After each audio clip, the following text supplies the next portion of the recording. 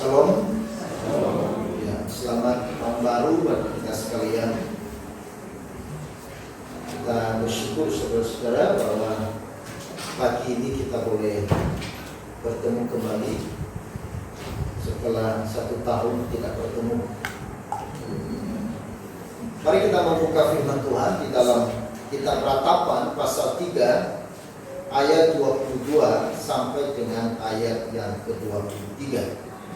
Ratapan pasal yang pasal yang ketiga, ayatnya yang ke-22 dan 23. Saya mengajak kita untuk membacanya bersama-sama. Kita Ratapan pasal 3 ayat 22 dan 23. Mari kita baca bersama-sama. 1, 2, 3. Tak berkesudahan kasih setia Tuhan, tak habis-habisnya rahmat-Nya, selalu baru tiap pagi, besar kesetiaan. Saya ulangi membaca. Tak berkesudahan kasih setia Tuhan, tak habis-habisnya rahmat-Nya, selalu baru tiap pagi, besar kesetiaan. Amin.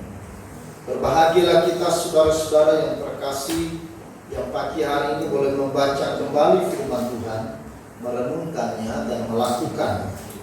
Dan kita tentunya adalah orang-orang yang berbahagia yang tidak saja mendengar, tetapi firman Tuhan itu akan bertumbuh dan boleh berbuah-buah dalam hidup kita sekalian.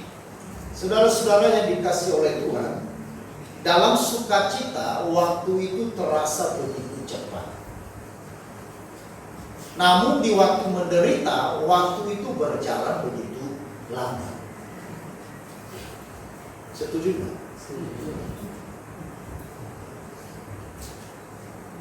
Kalau semuanya berjalan baik, tidak ada masalah, senang, bahagia, rasanya waktu itu begitu cepat sekali. Tapi kalau saudara dalam pergumulan, dalam penderitaan, dalam kesulitan, saudara pikir, ini kok lama sekali ini berhenti. Kok terasa lama waktu ini. Nah saudara, pertanyaannya adalah, apakah cepat atau lambatnya waktu itu dipengaruhi oleh situasi hidup kita? Kalau saudara di dalam sukacita, maka waktunya berjalan cepat. Jarum jamnya berjalan cepat. Kalau saudara lagi susah, lagi sedih, menangis, merata, bergumul, lalu jarum jamnya lambat. Itu. Saudara-saudara, waktu itu tidak dipengaruhi oleh situasi dan keadaan di hidup saudara. Apakah engkau sedang bersuka cita, senang, bahagia, sukses, berkati, dan kaya raya dan sebagainya? Ataupun engkau sedang bergumul, menderita, susah, sakit? Waktu itu tetap sama. Lalu kenapa waktunya terasa berbeda dikala kita dalam sukacita ataupun dikala kita di dalam menderita? Sebenarnya saudara-saudara, itu adalah sebuah persepsi dari manusia. Itu hanya persepsi kita. Dan inilah yang dialami saudara-saudara terkasih oleh bangsa Israel pada zaman Yeremia. Sehingga di dalam bagian ini Nabi Yeremia melukiskan melalui puji-pujian, ya, bagaimana ratapan hati bangsa Israel tak kala mereka dibuang, teraniaya, kota Yerusalem dihancurkan, kerajaannya dihancurkan, sehingga mengakibatkan kematian, kemiskinan, penderitaan terhadap umat Israel yang begitu dalam sekali. Sehingga di dalam keadaan itu, bangsa Israel melihat sesuatu waktu yang begitu lama. Di mana pertolongan Tuhan? Di mana kasih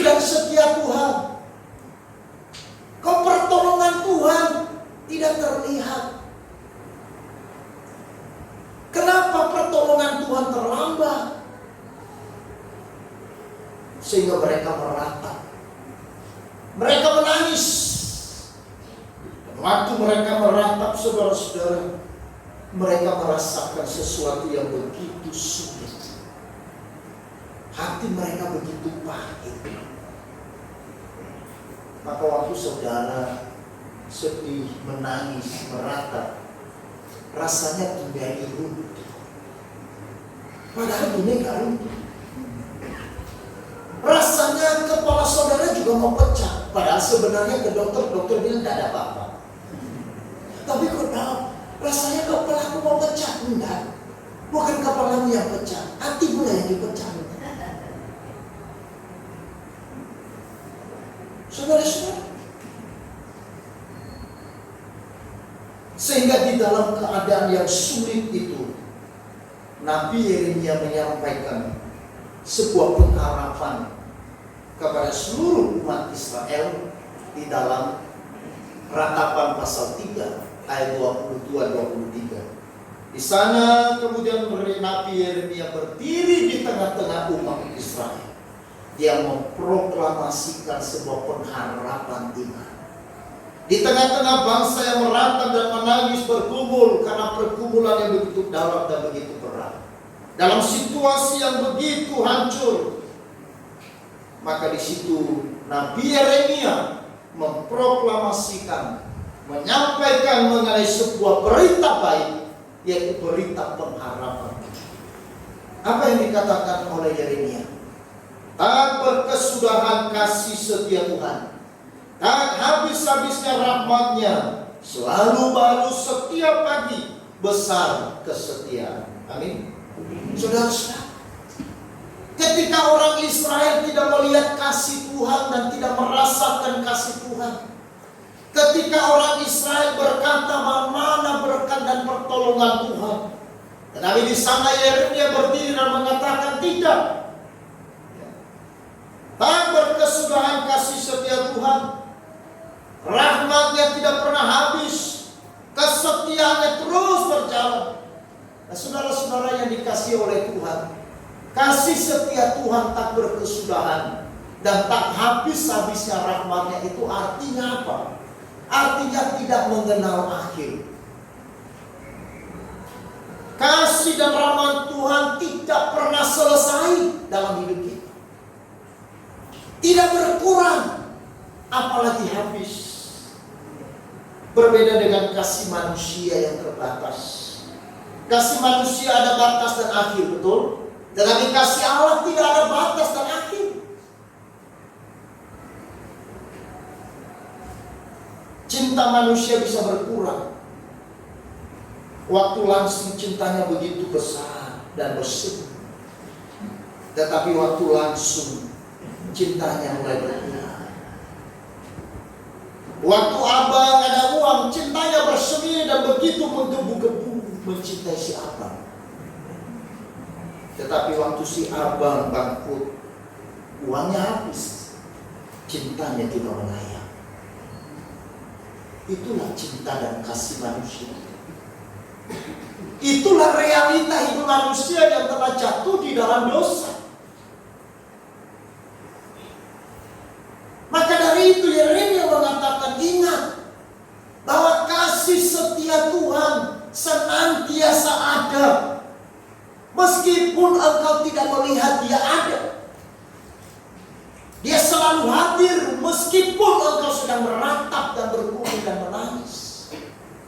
Dan kasih setia Tuhan, rahmat Tuhan terus mengalir dalam hidup kita seperti sungai. Makanya ada pujian, kasih-Nya seperti sungai, kasih-Nya seperti sungai, mengalir waktu hujan maupun waktu panas. Amin. Sungai aja mengalir, waktu hujan dia tetap mengalir, waktu panasnya juga tetap mengalir.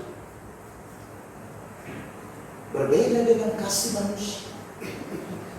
Waktu hangat dia mengalir, waktu engkau baik dia mengalir.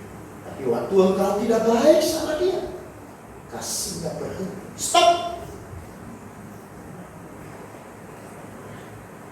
kasih manusia.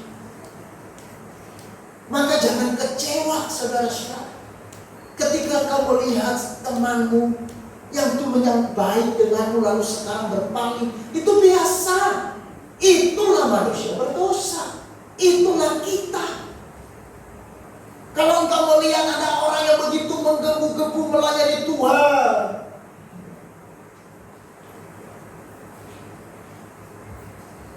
tetapi kemudian akhirnya tidak, itu biasa. Karena dia manusia.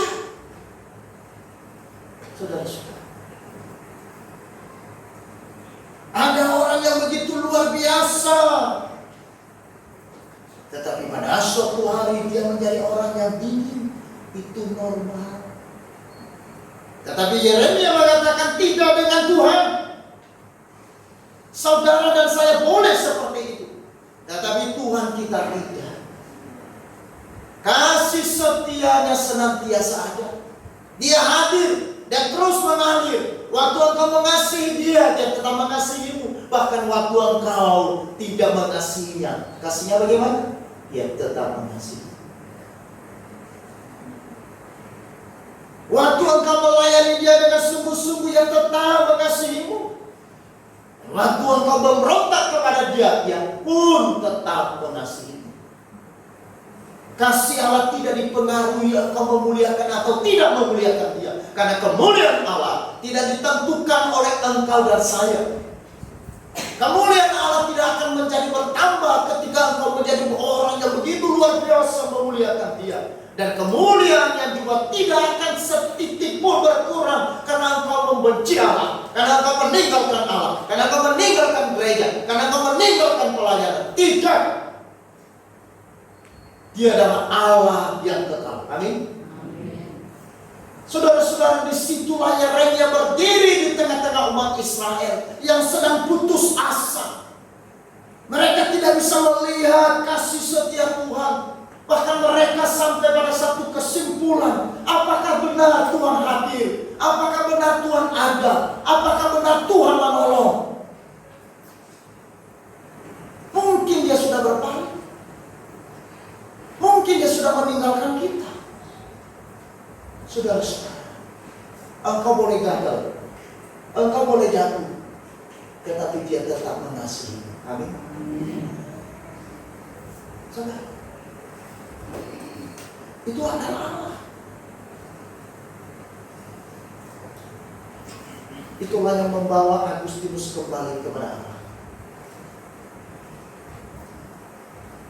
Ketika dia menyadari ini, sebagai orang yang jatuh, orang yang gagal, hidupnya brengsek, hidupnya hancur-hancuran.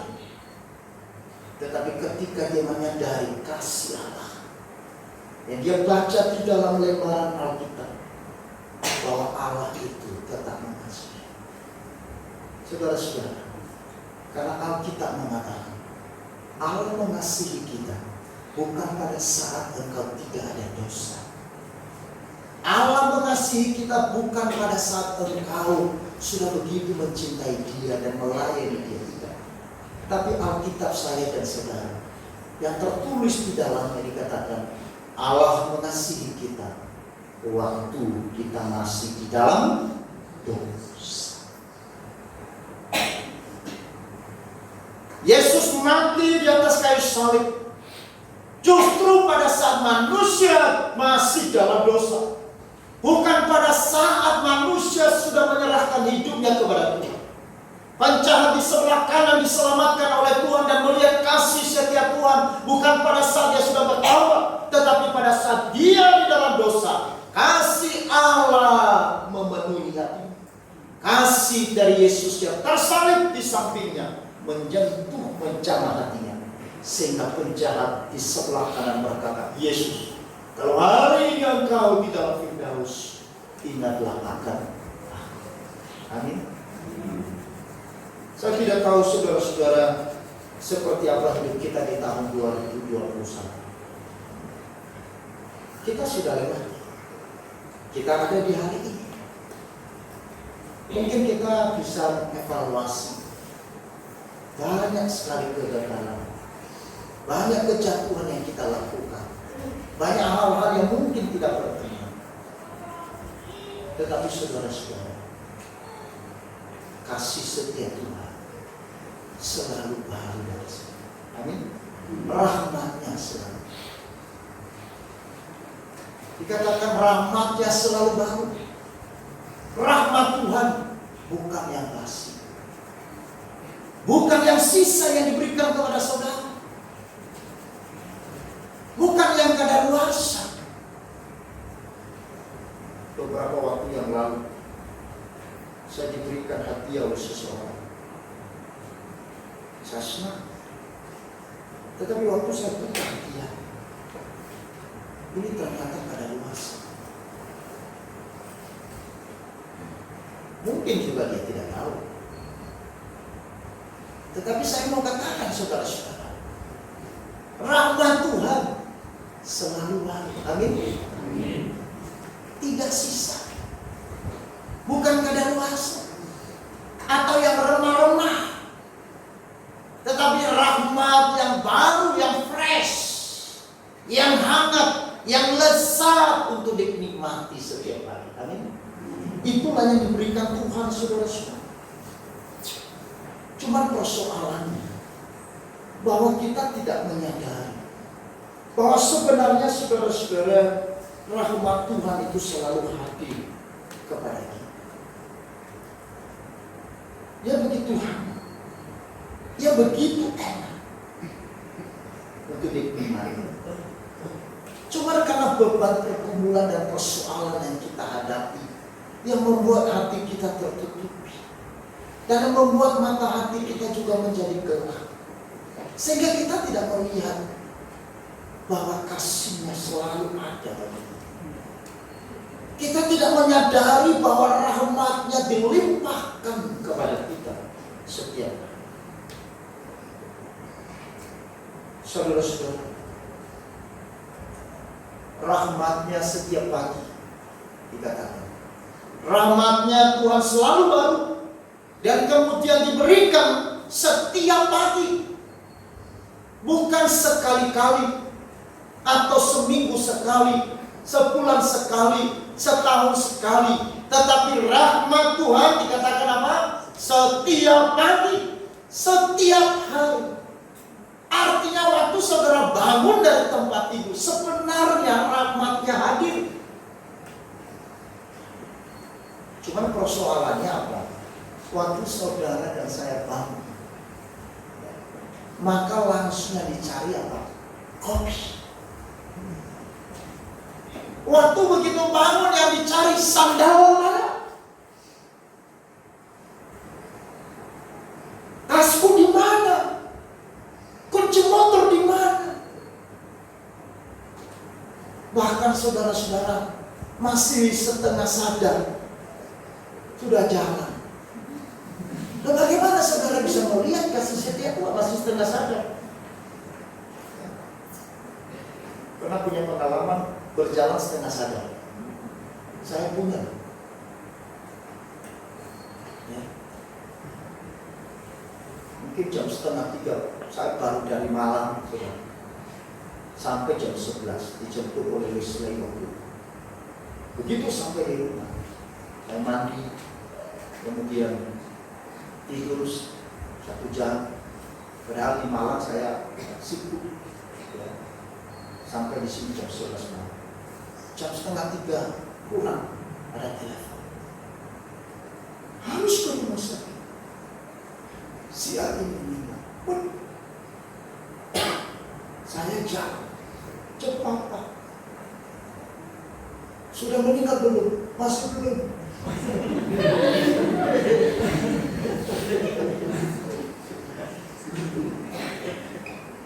Tapi masih dokter bilang belum. Nah, saya memang cepat-cepat. Kalau belum, karena masih ada kesempatan, masih bisa ngobrol walaupun dia tidak sadar. Oh iya, maka saya jalan itu sudah. Padahal itu saya masih dalam tempat itu. Saya turunkan kaki saya seperti berjalan. Padahal saya lagi tidur, ambil telepon. Nah, saya pikir udah berjalan. Saya terjatuh. Lalu kemudian saya telepon besok, cepat sekali, ketemu langsung di sana. Jadi saya keluarkan motor, itu juga sama saya. Bisa seperti itu. Nah, bagaimana saya bisa mengalami kasih Tuhan kalau saya tidak mengambil waktu sejenak untuk? Dokter bilang, kalau kau bangun, jangan langsung turun. Ya kan? Sebenarnya ada baiknya. Duduk dulu baru langkah. Kadang-kadang orang bisa terjatuh di kamar mandi, orang bisa stroke, itu karena bisa. Jadi lebih baik begitu bangun, tahan dulu, duduk dulu. Jangan jalan.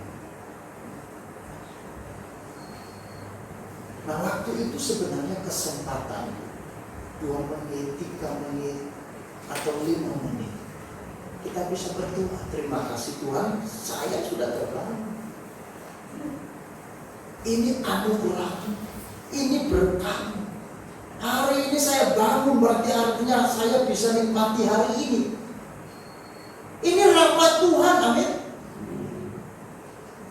Kenapa kita tidak bisa melihat rahmat Tuhan? Karena pikiran kita, oh ini nggak ada uangnya, bangun nggak ada uang, oh nggak muncul uangnya. Ini yang membuat kita saudara tidak bisa merasakan rahmat Tuhan setiap pagi. Padahal rahmat Tuhan itu hadir dalam hidup kita. Engkau boleh bangun dari tempat tidurmu, itu rahmat Tuhan dan kasih setia Tuhan, amin. Kasih setia Tuhan yang membangunkan engkau. Ada orang yang tidak bangun, saudara-saudara, dibangun-bangunkan oleh istri. Tidak bangun, Pak bangun, Pak bangun. Oh mungkin masih tidur. Lalu setengah jam ditunggu, Pak bangun. Kok tak bangun? Dilihat, udah kaku. Maka kalau saudara bisa bangun, itu anugerah Tuhan. Itu artinya Tuhan memberikan kesempatan yang baru bagi saudara dan saya untuk menjalani hari itu untuk kemuliaannya. Persoalan uang, persoalan usaha, pekerjaan dan sebagainya itu nanti dulu. Syukuri dulu rahmat Tuhan, nikmati rahmat itu dulu. Saudara-saudara, sama seperti Tuhan memelihara umat Israel di padang gurun selama 40 tahun lamanya. Tuhan menurunkan mana dan burung-burung setiap pagi. Setiap pagi Tuhan turunkan mana dari surga untuk memelihara kepada umat Israel. Ini kasih setia Tuhan, rahmat Tuhan dalam hidup kita semua. Ini membuktikan bahwa Allah kita adalah pemelihara yang sejati. Tidak perlu diragukan.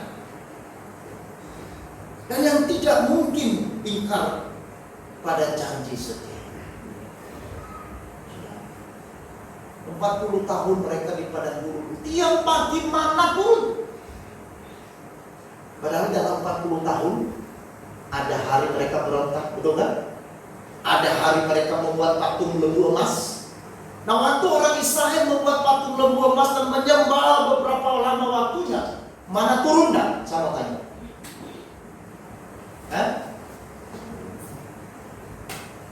Tidak pernah baca. Mana turun dah? Mana tetap turun? Burung puyuh tetap turun? Burung puyuh tetap turun. Padahal yang mereka sembah siapa? Mereka masih menyembah patung lembu emas yang dibuat oleh mereka. Sementara Musa naik ke Gunung Sinai. Inilah kasih setia Tuhan dan rahmatnya Tuhan.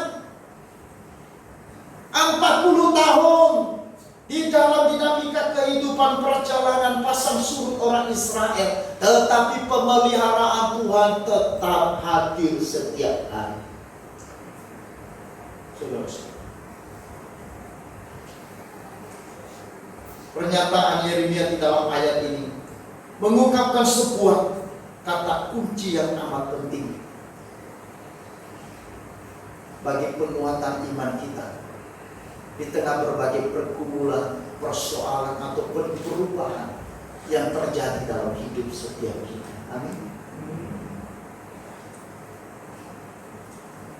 Bagian ini juga saudara-saudara Yeremia sampaikan, menunjukkan, menyatakan sebuah teologis orang beriman, bahwa hidup dan dunia yang bersimbah air mata, bergelimang pergumulan masalah kesulitan hidup, tapi Tuhan tetap ada. Dia tetap hadir. Dia tetap memberi kekuatan yang baru hidup, sehingga saudara dan saya bisa melangkah di tahun ini, berkarya dan terus melayani Tuhan karena kasih setianya dan rahmat.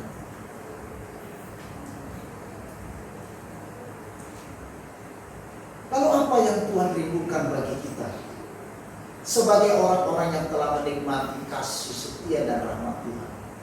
Saudara-saudara, di dalam Mazmur pasal 96 ayat yang pertama dikatakan, nyanyikanlah nyanyian baru bagi Tuhan, menyanyilah bagi Tuhan, hai segenap. Tuhan merindukan kita memberikan nyanyian baru, membawa pujian baru. Tuhan rindu setiap kita membawa nyanyian kehidupan yang baru. Amin. Membawa pujian hidup yang baru di hadapan, bukan yang lama. Seperti Dia memberikan kasih dan rahmat yang selalu baru, demikian pula Ia juga merindukan kita membawa pujian-pujian yang baru, nyanyian yang baru dalam hidup kita. Tuhan menyukai puji-pujian yang baru dari kita. Tuhan merindukan hubungan yang terus diperbaharui, menjadi lebih dalam lagi.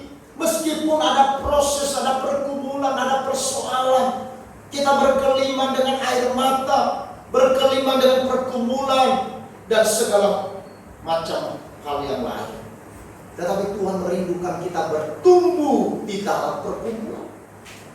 Saudara-saudara, seorang pakar teolog pertumbuhan gereja, dia mengatakan begini: pertumbuhan dari hidup orang percaya itu bertumbuh bukan justru di dalam suasana yang nyaman, tapi pertumbuhan iman dan pertumbuhan kerohanian dari seorang Kristen justru bertumbuh di dalam segala macam pergumulan. Maka waktu Tuhan izinkan engkau sedang bergumul, Tuhan izinkan engkau sedang menghadapi tantangan, itu artinya Tuhan sedang rindu engkau bertumbuh di dalamnya. Amin. Saudara-saudara, maka kalau ada orang bilang, aduh, di gereja ini saya tidak senang. Kenapa?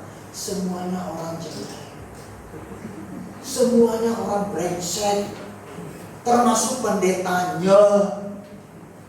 Saya tidak bertumbuh di dalamnya.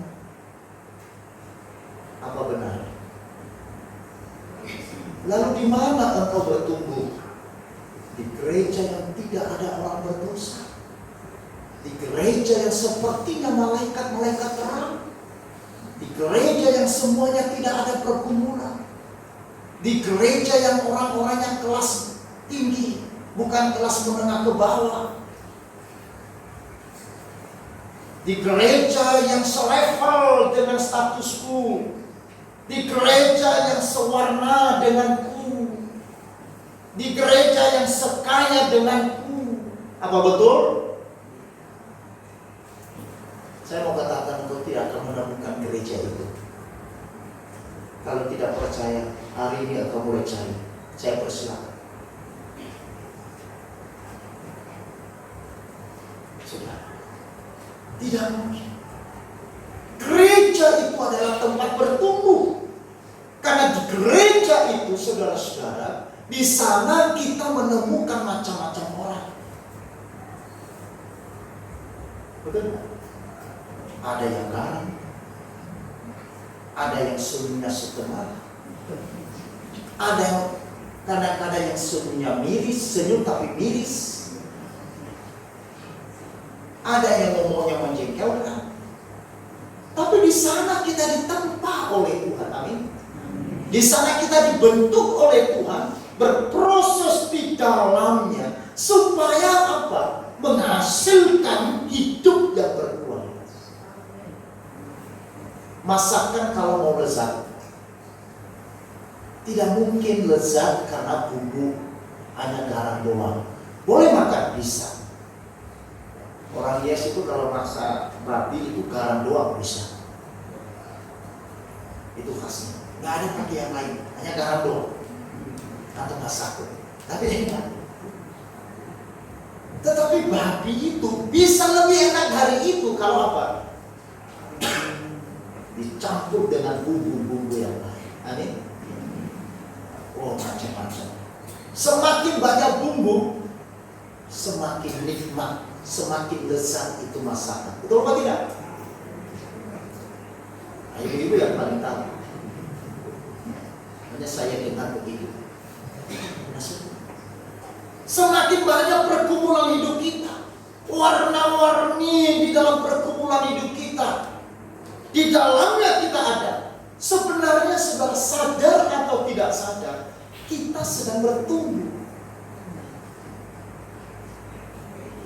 Banyak orang tidak menyadari dirinya bertumbuh karena di dalam pergumulan. Tetapi sebenarnya pakar pertumbuhan gereja mengatakan, waktu engkau berkata tidak bertumbuh, sebenarnya engkau sudah bertumbuh.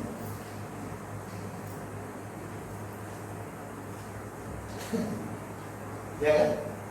Waktu engkau berkata aku tidak bertumbuh, sebenarnya engkau sudah bertumbuh. Cuma engkau tidak menyadari bahwa engkau bertumbuh. Kenapa engkau berkata aku tidak bertumbuh? Karena ada persoalan, karena ada pergumulan, ya toh? Padahal sebenarnya kalau engkau masih bisa ada di dalam pergumulan itu artinya engkau bertumbuh. Orang yang tidak bertumbuh dia lari dari pergumulan, kan gitu. Tetapi waktu engkau masih bisa bertahan di dalam pergumulan itu tandanya saudara sedang bertumbuh. Amin. Kalau engkau masih bisa bertahan dengan persoalan, dengan segala macam yang Tuhan izinkan, itu artinya engkau saat ini sedang bertumbuh di dalamnya.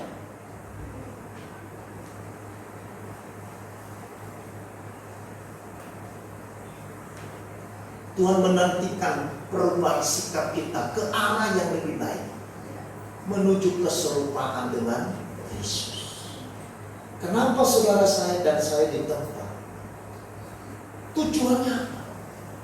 Mencapai keserupaan dengan Kristus. Untuk mencapai keserupaan dengan Kristus, saudara-saudara, maka membutuhkan hubungan, kedekatan. Hubungan ini tidak mudah.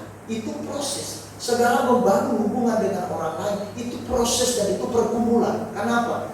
Ini kalau kawan ini kok begini ya sikapnya ya? Ya kan? Kok bisa begitu ya? Kok dia tersinggung gitu ya? Loh, kenapa begitu ya?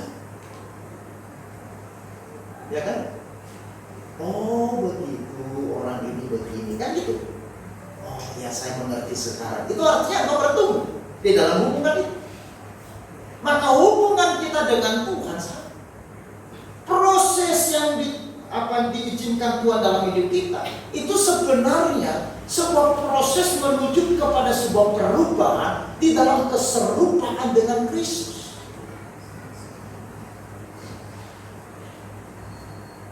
Tuhan menghargai proses dari hidup kita menuju kepada kedewasaan iman. Menuju kepada kedewasaan iman ini tidak terjadi secara instan. Tidak terjadi.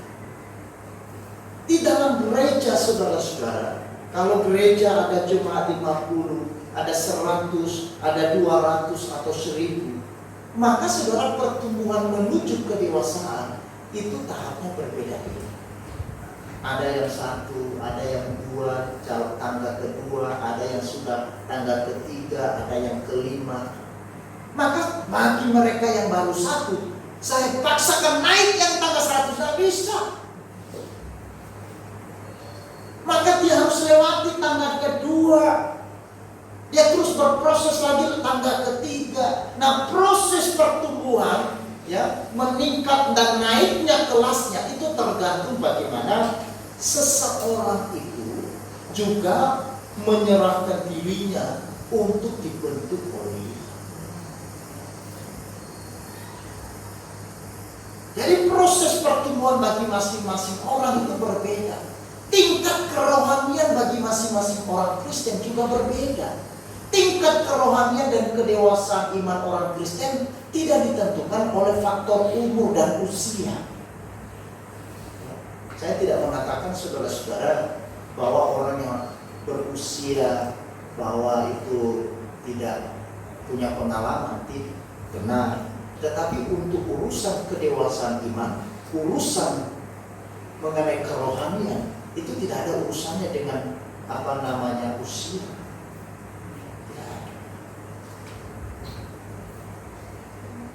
Tidak. Ini bagaimana seseorang betul-betul memiliki satu hubungan keintiman dengan Tuhan.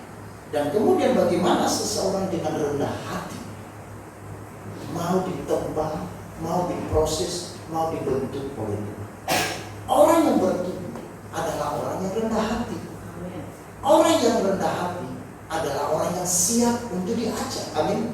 Orang yang rendah hati adalah orang yang menyadari dirinya terus membutuhkan Tuhan untuk memproses itu.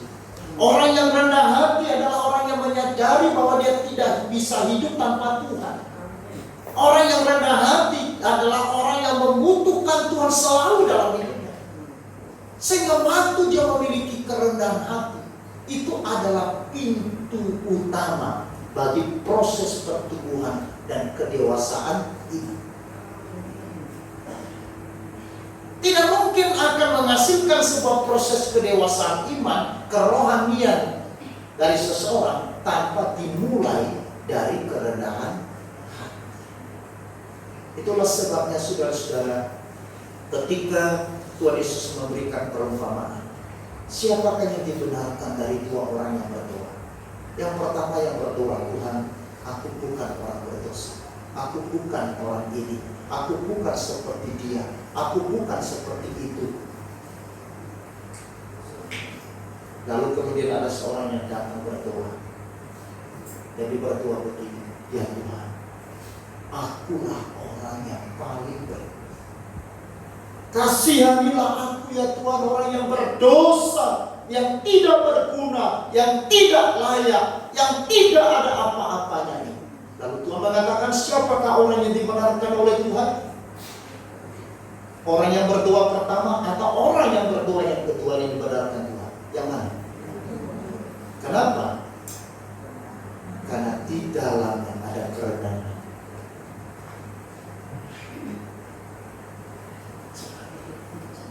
Ini kunci di dalam pertumbuhan menuju kedewasaan dan kerohanian.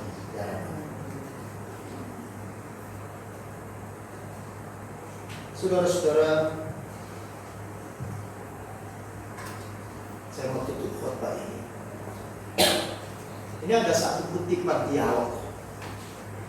Seorang pejabat pengadilan Roma yang mengadili seorang Marcus Servilius Polio.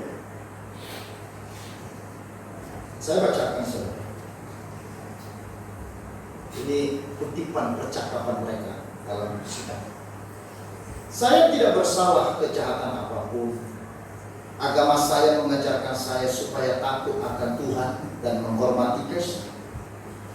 Saya harus mematuhi hukum yang adil dan saya bukan pengkhianat. Itu kata Polio. Undang-undang negara melarang kamu menjadi orang Kristen dengan ancaman hukuman mati. Itu kata pejabat. Lalu kemudian Polio berkata, saya seorang Kristen. Biarlah demikian. Saya sudah melihat banyak kematian selama beberapa bulan terakhir. Saya selalu mengharapkan untuk menyerahkan nyawa saya demi iman saya. Jika giliran saya tiba. Ada banyak orang seperti polio yang imannya begitu kuat dan tetap bertahan walau harus menderita dan mati demi Kristus. Kekuatan iman mereka harus menjadi teladan bagi kita zaman ini. Ada begitu banyak para martir yang dengan sukacita mereka menghadapi penganiayaan. Dengan sukacita dan dengan kasih yang begitu besar, mereka harus menghadapi aniaya,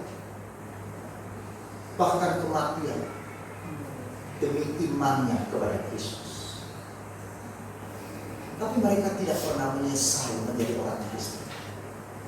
Mereka tidak pernah menyesal karena imannya kepada Kristus. Saudara-saudara, bagaimana dengan kita hari ini? Apakah kita mau tetap bertahan? Atau saudara sudah mulai putus asa? Ini adalah minggu yang pertama di tahun ini dan hari yang kedua di tahun ini. Masih begitu banyak. Masih 364 lagi. Betul ya? Kurang lebih hari lagi. Ini baru 2 hari. Saudara memandang ke depan seperti apa?